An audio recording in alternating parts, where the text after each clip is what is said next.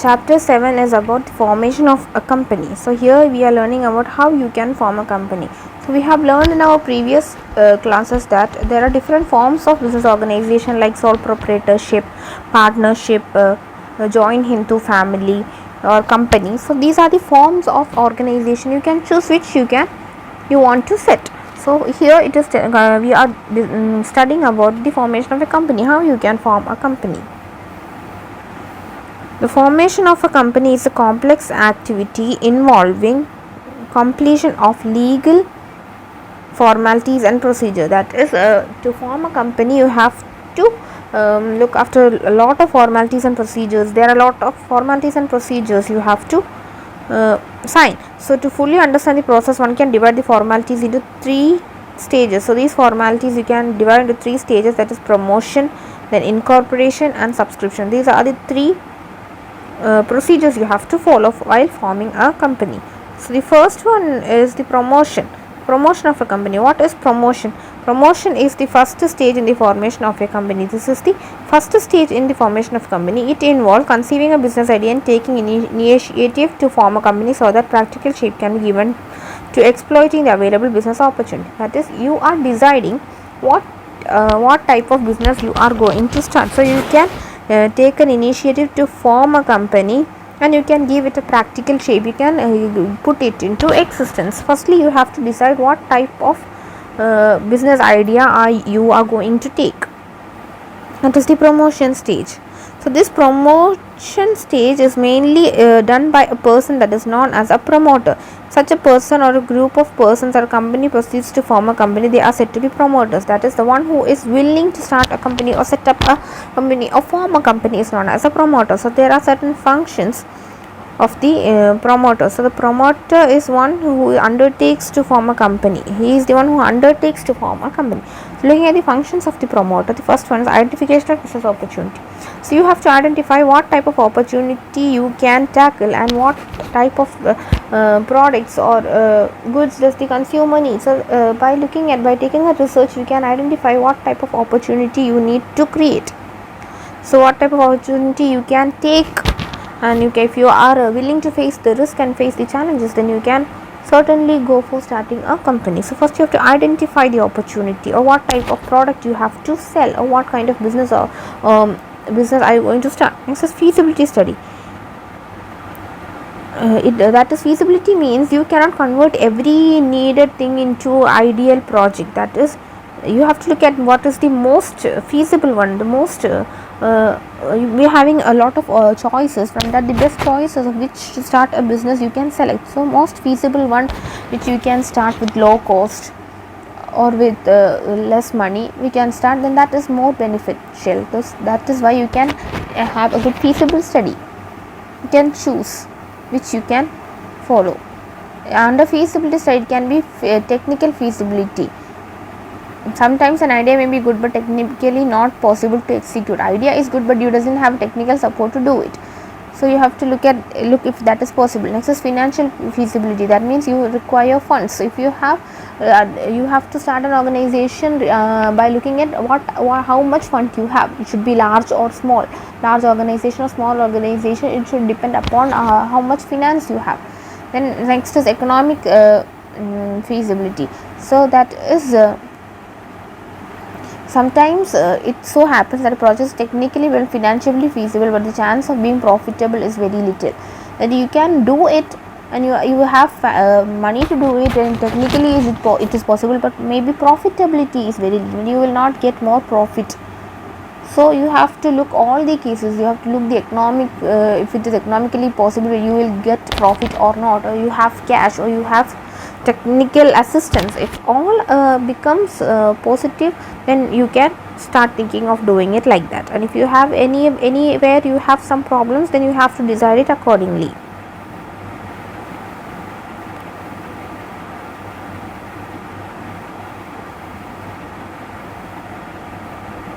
So after feasibility study, it is name approval. That is, having decided to incorporate a company, the promoters have to select name for it and submit an application to the registrar of companies of the state in which the registered office the company is to be situated. So what you have to do is, once you have looked at the feasibility study, then you have to give a name to your company. So you should decide a name for your company, and you have to inform your register of company in the place in which you are going to start your company. Next is fixing up signatories to the memorandum of association. Promoters have to decide about the members who will be signing the memorandum of association of the proposed company. Who will be signing memorandum of association will be looking at in detail. So that is a document. So you have to decide which members or who all will be signing that document. So usually the person signing memorandum firstly are the directors of the company. Then you have to appoint, after signing you have to appoint professionals, that is certain professionals such as mercantile bankers, auditors, appointed by the promoters, assist them in preparation of necessary documents. While carrying on a business activity, you have to appoint these bankers, auditors, so they can assist you to prepare documents according to your business operations.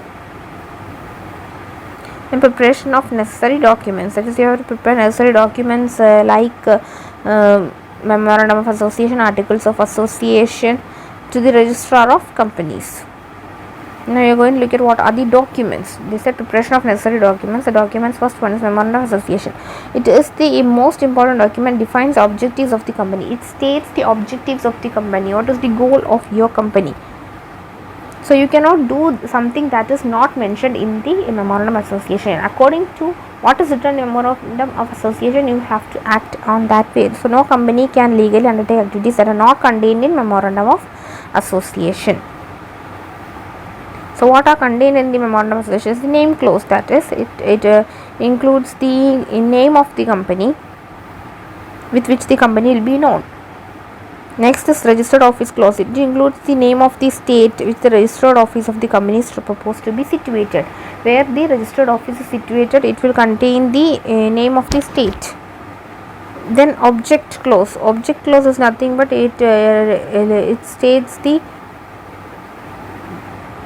purpose for which the company is formed. So a company is not legally entitled to undertake an activity which is beyond the objectives of that stated in the clause. So the objectives are stated in the memorandum of association. So you cannot undertake an objective which is not mentioned in the memorandum of association. Next is liability clause. What will be the liability of the members? Is they are unlimited or limited, or according the shares owned by them. Then capital clause. That is, capital clause means what is the maximum capital that the company can raise through issue of shares. They can issue share and they can raise capital. So what is the maximum amount a company can raise? For example, that is a company may be, the authorized capital may be 25 lakh divided into 2.5 lakh shares or rupees 10 each. So you can offer these 2.5 lakh shares of rupees 10 each to the public, and you can raise the capital. So first one was memorandum of association. Second one is articles of association. These articles of association are the rules regarding internal management of the company. How a company should be internally managed. These are rules subsidiary to the memorandum of association and should not be contradict or exceed anything stated in the memorandum of association. You cannot do anything beyond what is being mentioned in the documents. So these articles of association is the document containing the rules regarding how you should work, or how the internal management of the company should work. Then the consent of proposed directors. Then apart from the memorandum and articles of association, written consent of each person named as director is required, confirming that they agree to act in the capacity, undertake to buy and pay for qualification shares are mentioned in the articles of association.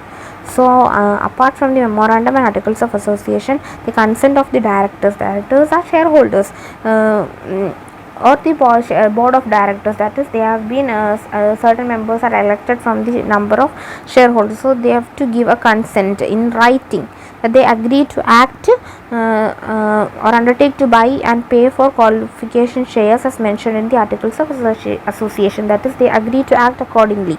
They have to give their written consent. Next is agreement. The agreement, if any, which the company proposes to enter with any individual for appointment as its managing director or a whole-time director or manager is another document which is required to be submitted to the register for getting the company registered under the act. So you have to give the details of directors, like if you are whole-time director or part director, you have to give the document to the registrar. Next is statutory declaration. It is a legal declaration stating that all the legal requirements pertaining to registration have been compiled, that you confine to the rules and policies accordingly, that you are stating that you have it is a declaration like stating that all the legal requirements have been fulfilled, and it should be submitted to the register with the documents mentioned above, that is the memorandum, association articles, all these should be attached with the statutory declaration, and this should be signed by a chartered accountant or a cost accountant or company secretary in practice who is engaged in the formation of company. Next is a receipt of payment of fee. Then for registration you have to pay the fee, registration amount. So amount of such fees depend upon the authorized share capital of the company. So with the statements or documents mentioned above, you have to attach the receipt of the fee paid. Next is moving to incorporation.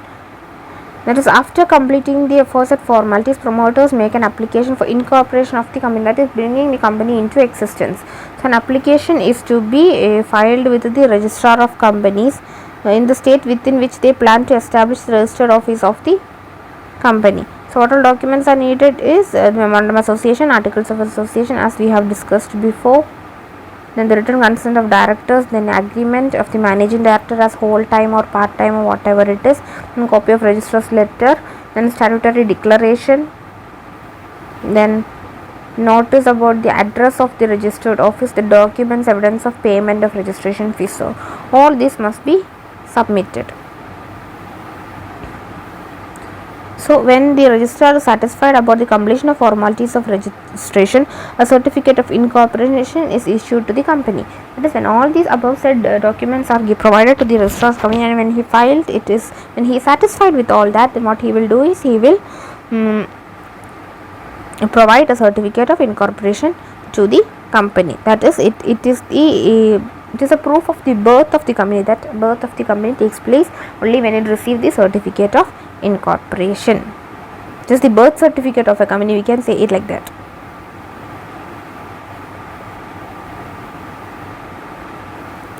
Now we are going to look at what is capital subscription. That is, we said a company can raise fund from the public, that is capital subscription. A company can raise the required fund from the public by means of issue of shares. A company can issue shares and it can raise fund. For doing the same, it has to issue prospectus, which is an invitation to the public. That is, you should invite the public to buy the shares of the company. So there is a invitation, and other formalities also should be considered. What are the steps for raising funds? We can see here. The first one is SEBI approval. SEBI is the Securities and Exchange Board of India, which is the regulatory authority in our country, has issued guidelines for disclosure of information and investor protection. A public company inviting funds from general public must make adequate disclosure of all relevant information and must not conceal any material information from the potential investors. That is, when you want capital subscription, you are subscribing for capital.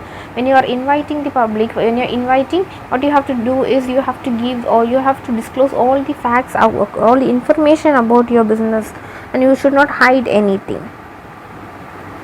So this is necessary for protecting the interest of investors. So the approval from SEBI is required. So before raising fund, you have to get the approval of the SEBI. Then only you can start to invite the public. Next is filing of prospectus. The copy of prospectus or statement of profits filed with the registrar of companies. Prospectus is document described or issued as a prospectus, including any notice, circular, advertisement, or other document. It can be in the form of a notice or a circular or advertisement. It can be in any other form. Inviting deposit from the public, that you are inviting public to buy your shares and give them capital, give them money. Or you can say that it is an invitation to the public to apply for securities. of the company to make deposit in the company, asking them to deposit your money in the company by purchasing the shares of the company. Next is appointment of bankers. Raising funds from the public is a stupendous task. The application money is to be received by the bankers of the company. So through the bank only you can receive the fund. So raising this fund is a complex process. So you have to appoint bankers, brokers, underwriters. So the brokers try to sell your shares and the bankers try to collect your shares, collect your money. So appointment of bankers, brokers and underwriters is important. Next is minimum subscription. In order to prevent companies from commencing business with inadequate resources, it has been provided that the company must receive application from certain number of shares before going ahead with the allotment of shares. This is that a company must at least get a minimum amount specified. If it doesn't get the minimum amount specified, then it cannot carry out its activities. This is known as the minimum subscription. The minimum amount of money it should receive by way of public subscription. That is, if the applications received for the shares are less than 90%, if the amount received is less than 90%, then the allotment cannot be made. If it is more than that, then only you can go with the further procedures. This is the guideline of the SEBI. SEBI has put this limited to 90%. An application to stock exchange. An application is made to at least one stock exchange promotion deal in its share or debentures. Through by listing in stock exchanges, you can trade, you can sell your shares, the people buy your shares or sell the shares, and you can get public subscription. Next is allotment of shares. That is, once you have got the minimum subscription, then you have listed in the stock exchange and you move for allotment of shares. That is, till the time shares or application money received should remain in a separate bank account. All the application money which the public is giving you, you should keep it in a separate bank account and it should not be used by the company. So in case the number of share allotted is less than the number of applied for, then or where no shares are allotted to the applicant, excess application money needs to be returned to the applicant. If you have not called for the public for allotment, and if he has already given it to you in advance, then if you have not called it, what you have to do in the last is you have to give it back to the applicant. But you have return of allotment signed by a director. Allotment letters are issued to successful allottees. Then return of allotment signed by a director is filed with the registered company within 30 days of allotment. Once you have accepted the allotment, you have to send the allotment letter, and then otherwise you have to return of allotment. That is, you are not willing to accept the allotment. So within 30 days you have to do this once it is filed with the registrar of companies. Here a format is given like a memorandum association, how it will look like. That its name is included, registered office, the object, then matters, liability, then share capital, and several other documents details have been given. Then you have to confirm declaration that all the above mentioned is correct, and all these are written. This is the format of memorandum of association. So in this chapter we have looked at what is promotion, then necessary documents, functions of promoters, what is incorporation, then how you can subscribe capital, then how SEBI approval, how you can apply for capital subscription. That is, you have to get SEBI approval, then file a copy of prospectus, then you can appoint brokers, then ensure minimum subscription, then list it in stock exchange. Then if more money is received, you can excess money you can refund. Then you issue letters to the ones who you have admitted, and then you can file a return with the registrar of companies. This is a procedure how you can subscribe for capital. Here you can see there are two terms, that is preliminary contract and provisional contract. Preliminary contract is that contract is signed by the promoters with third parties before the incorporation of company. So before the incorporation, if you are signing with a third party, it is known as preliminary contract, and contract signed after incorporation. So if you're signing it after incorporation but before commencement of business, it is known as provisional contract. After incorporation but before